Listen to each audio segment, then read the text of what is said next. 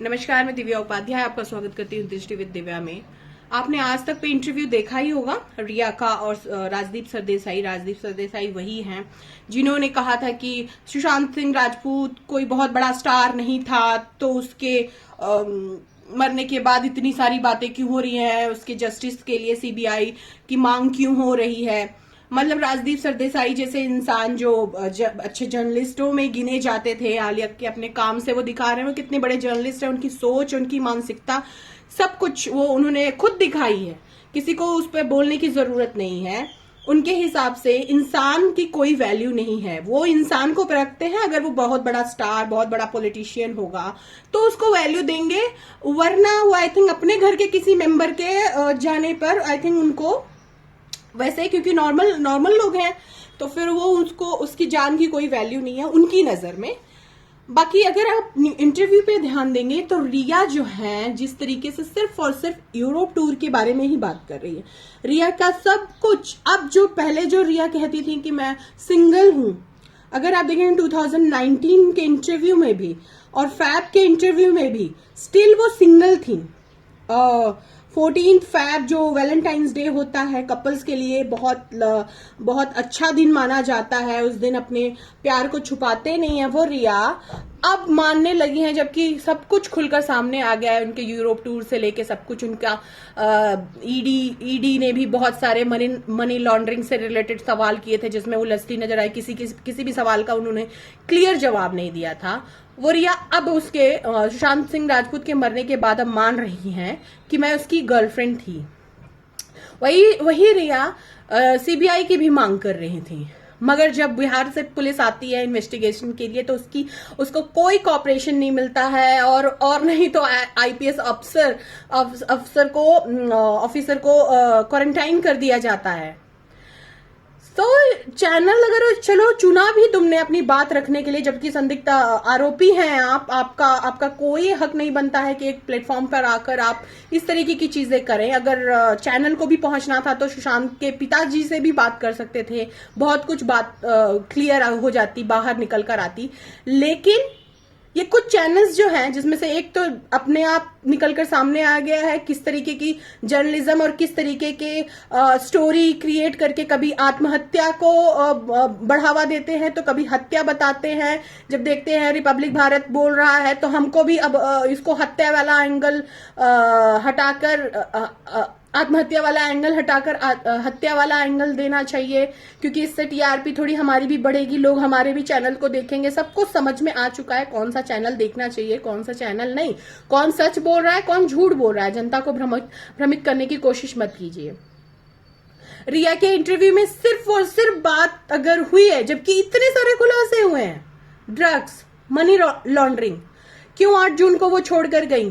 कहती है मैं टेम्परेरी गई थी, उनके बयानों में जो आया था कि मैं तो बस कुछ टाइम के लिए गई थी। लेकिन कुछ टाइम के लिए गई थी तो फिर अपने मोबाइल नंबर ब्लॉक क्यों किया, सुशांत को ब्लॉक क्यों किया, उसके सारे जो लैपटॉप्स हैं, बाकी सारी चीजें जो ज्वेलरीज हैं, कैश हैं जो उसमें बयान में आए थे, आप वो सब लेकर क्यों चली गई।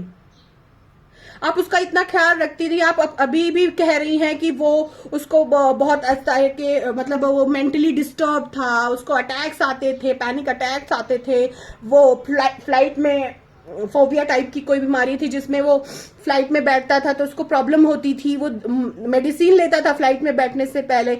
जब आप ईच एंड एवरीथिंग उसके साथ रहकर इतना कुछ जान चुकी थी तो फिर आप ऐसे बीमार व्यक्ति को छोड़कर कैसे जा सकती हैं।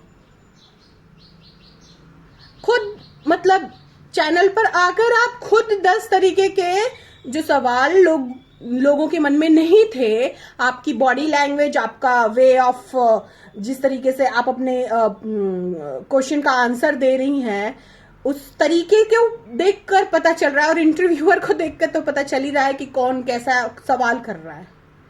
ठीक है, कई मुद्दे थे, कई मुद्दे अगर आज तक बेबाकी से पूछता बहुत सारे मुद्दे पे बात कर सकता था।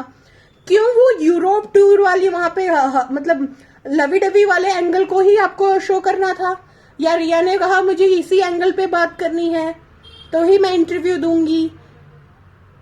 कहते ना कुछ पेड मीडिया जो है उसको बचाने में लगा हुआ है। एक मीडिया का नाम आ चुका दिख रहा है, रिपब्लिक भारत को भी चूज करना चाहिए था रिया को, क्योंकि आज की डेट में रिपब्लिक भारत जैसी स्टिंग ऑपरेशन करके कोई और चैनल नहीं दिखा रहा, उसकी राह पर पीछे पीछे चलते नजर आ रहे हैं। तो दिखाना चाहिए, सच है तो सच दिखाओ, सच की बातें मत करो, सच दिखाओ। आप मतलब समझ के बाहर है किस तरीके की स्टोरी क्रिएट की जा रही है। मैं नहीं मान रही हूं, चलो मैं नहीं मान रही हूं कि रिया आरोपी है, इस मामले में आरोपी नहीं है रिया, लेकिन उन्होंने जो जो हरकतें की हैं, खुद उन्होंने जो जो बयान बदले हैं, बयान क्यों बदलने पड़ रहे हैं?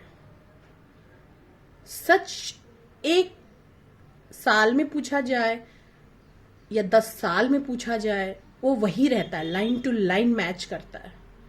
बयान तब बदलने पड़ते हैं जब आप बहुत सारे राज हों, उसको छुपाना चाहते हैं, झूठी कहानियों से कहानियों को जोड़ना चाहते हैं, और ये सिर्फ उस टाइम के लिए ही यूज होता है जब आपको नेक्स्ट टाइम वही उसी क्वेश्चन को पूछा जाएगा तो सेम चीज आप नहीं बता पाएंगे क्योंकि आपने झूठ बोला है।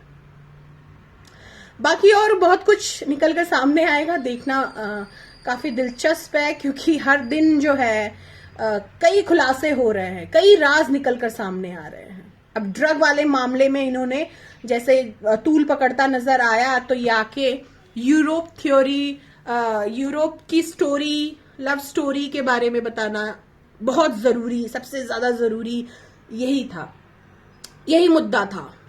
बाकी मुद्दों पे उसने बात नहीं की। तो अगर आपने मेरे चैनल को सब्सक्राइब नहीं किया तो सब्सक्राइब करें और जुड़े रहें बहुत सारी इंफॉर्मेशन के लिए।